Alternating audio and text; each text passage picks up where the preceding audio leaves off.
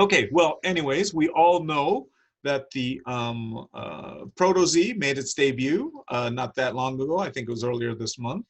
And with, I guess, some mixed reviews, mixed, a lot of people loved it. I think most of them people did like it. A lot of people had a problem with the front end, but some people says, well, it looks like an Aston Martin or it looks like a bigger Miata, but we like it here, right? I think we all liked it, correct? Yeah, that's a Yeah, very fair statement. Yeah, I yeah. especially like the colors.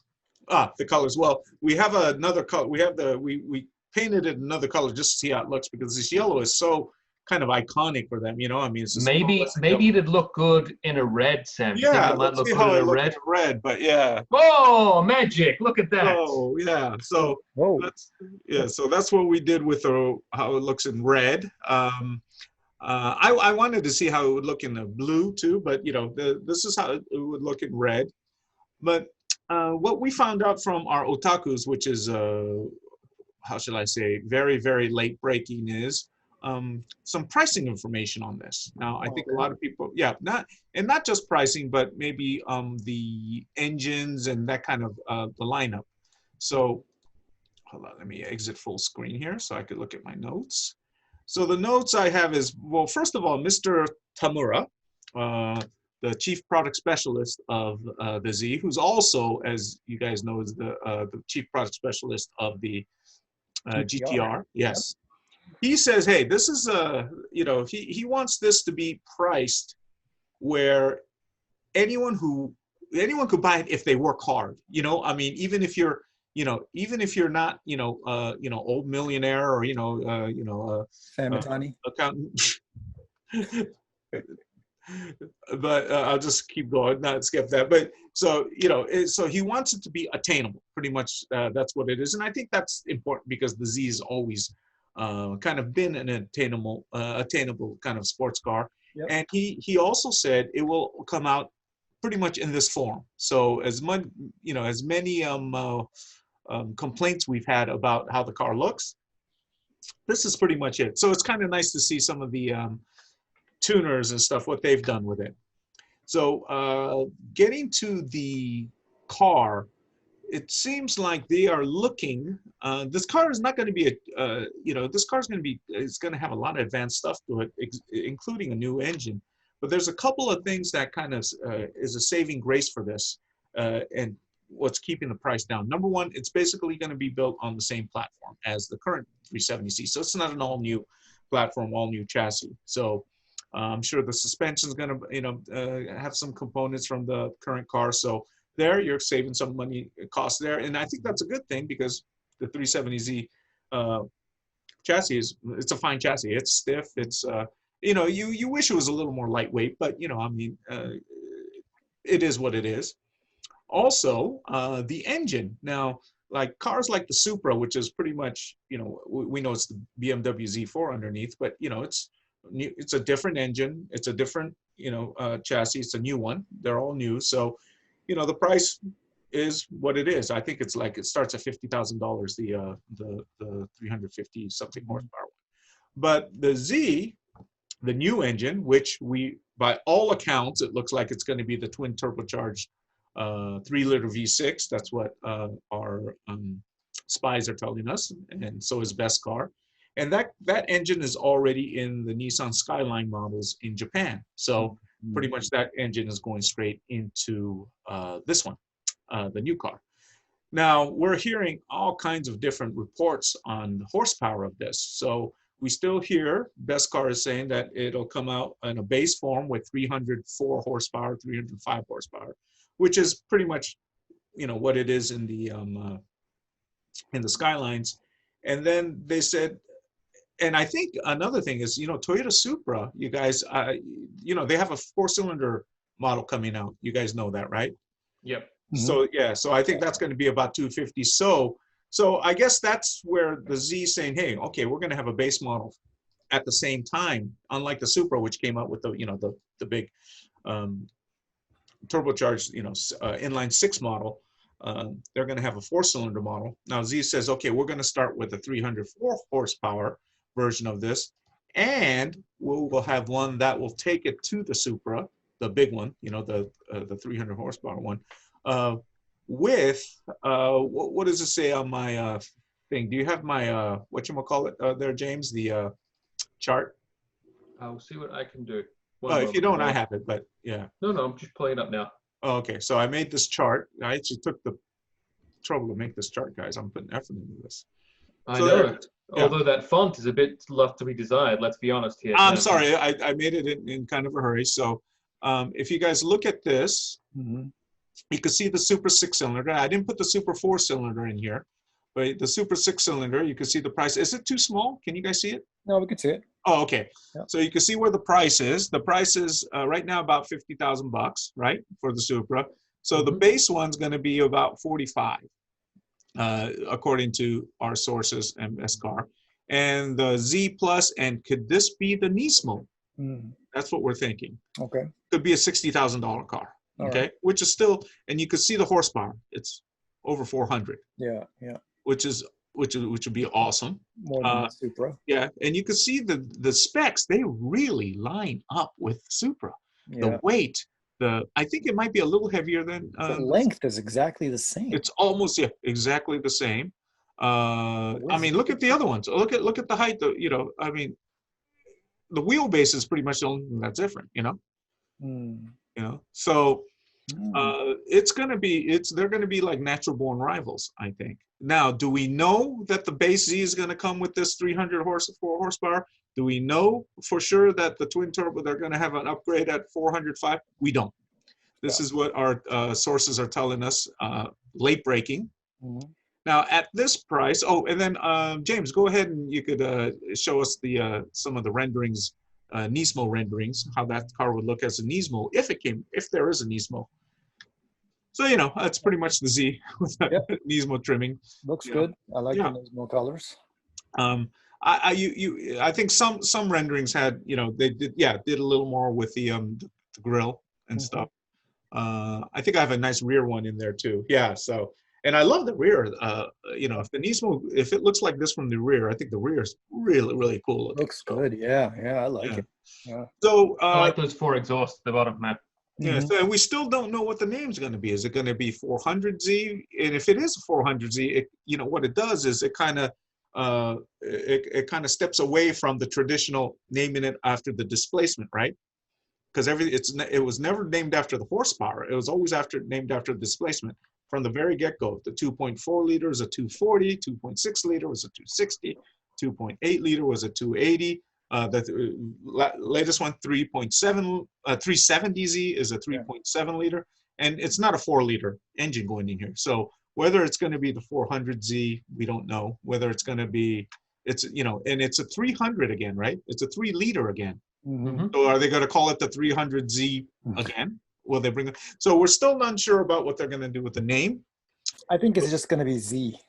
It'll be simpler if it was, Yeah. But isn't that? I mean, it's kind of lonely, no? Nissan Z. Z. Yeah. But so the Nismo, of all accounts, from all accounts, we hear there is going to be a pretty high performance version of this car, and there has to be, especially if you have an engine that could put out 400 horsepower, right? Why you got to put it in there, right? Yeah. We're hearing top $60,000, from $50,000 to $60,000. Another possibility is, I don't know if you guys remember the Project Black S, I think it is called. Infinity. Yeah. Yep. Now that thing that was a kind of a trickle down car from the Renault, with Renault, the Formula One, with not ERS, was it the something recovery system? What is it, James? What's it's the what you call the energy recovery system? Yeah, so it's a hybrid, more or less. And that thing, that was a 500 something horsepower car. Yeah, I think it was 500, and it was the 50 horsepower 530 extra. something. Yeah, I think it was the Curse system got you like. James, 60. I hate to do this to you, but do you have a picture of the?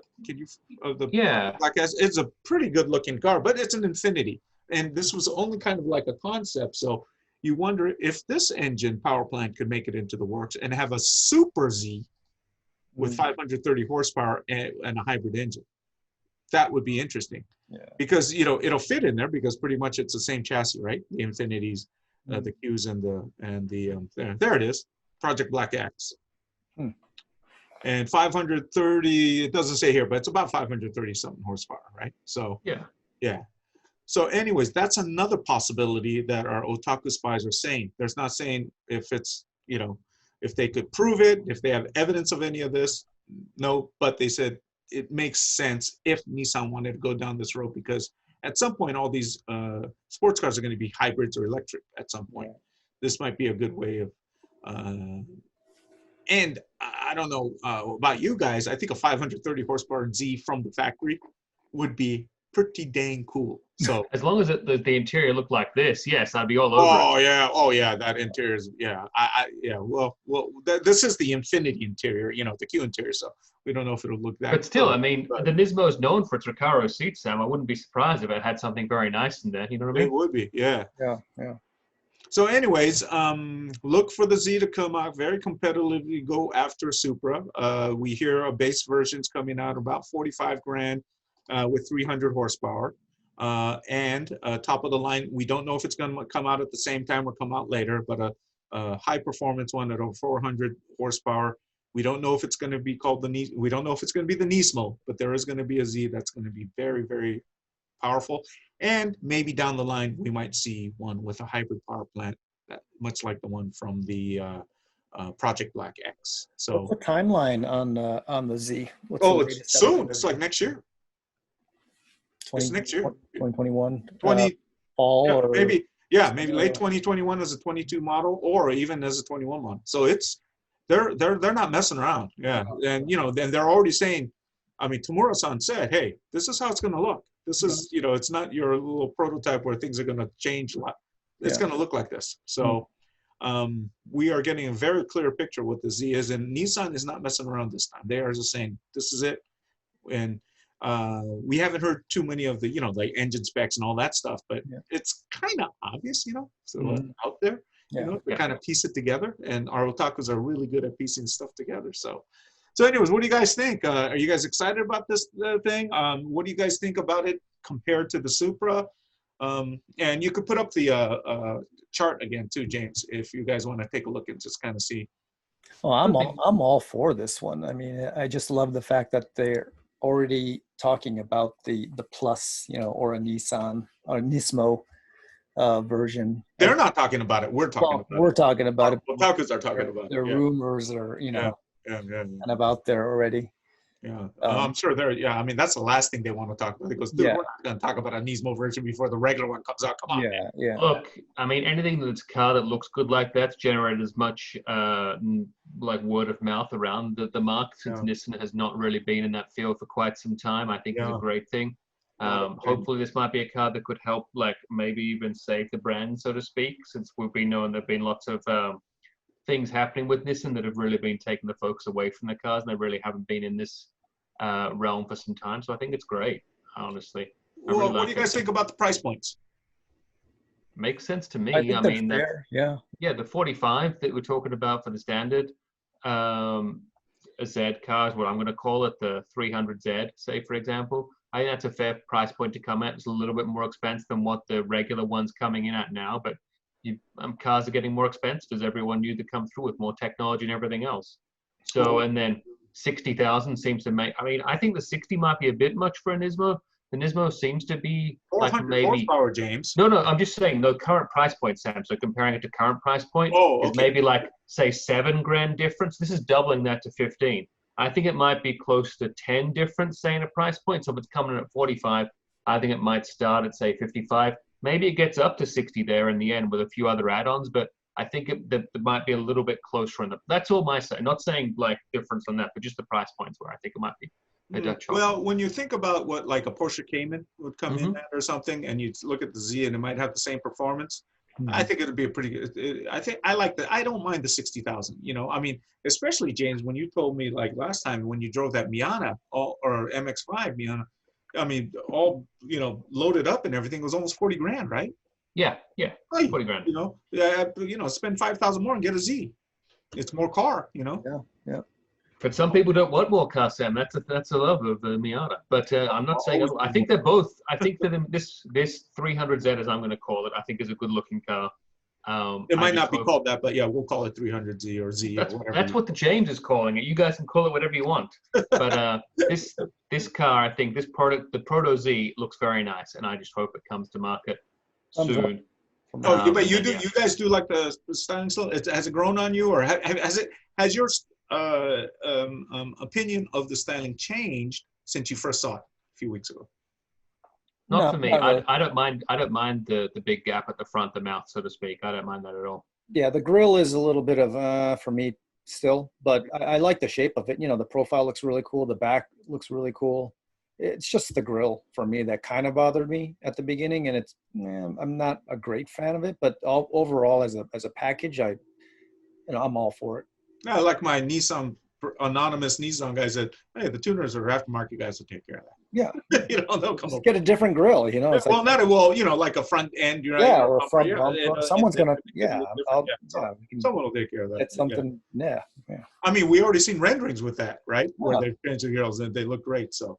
Okay, well, anyways, great. And you guys like the idea of a Nismo. I think they should definitely have a Nismo for sure. Yeah, definitely. Now, let's say that let's say there's an $80,000 Z, which is very expensive, right, James? But a 530 horsepower hybrid version, a Super Z. Would that make sense?